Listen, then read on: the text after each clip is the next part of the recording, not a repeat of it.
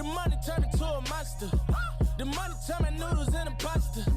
The money turned me tuna and a lobster.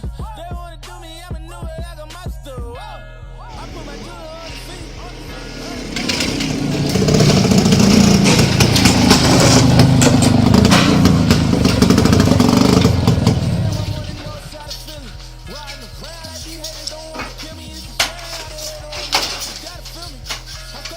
Ты кто, блядь?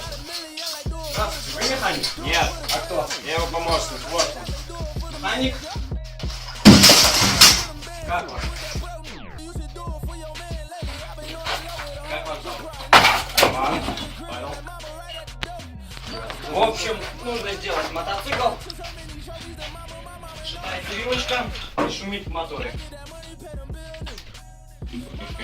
Так. Это, наверное, просто снять. Ну, наверное, надо. Завтра приду, посмотрим. Сделайте завтра? Сделаем. Ну, Приходи хорошо. завтра в 3. Давай. На.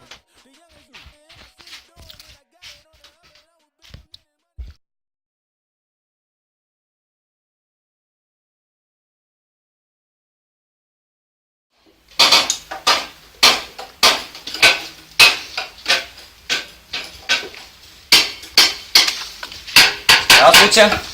Здорово. Ну, вы сделали мотоцикл? Да.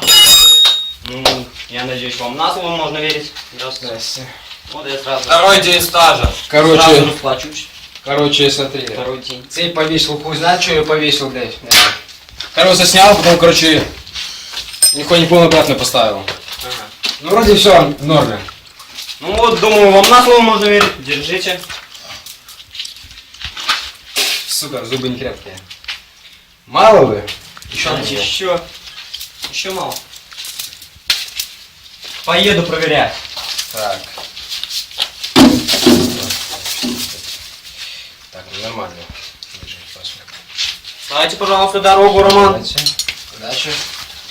Надеюсь, вам можно верить на слово? Да можно.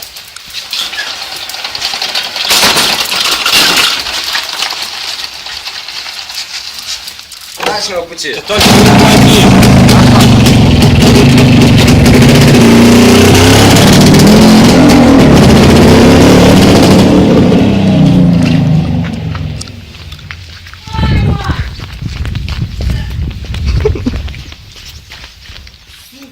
Что ты сделал, пидорас?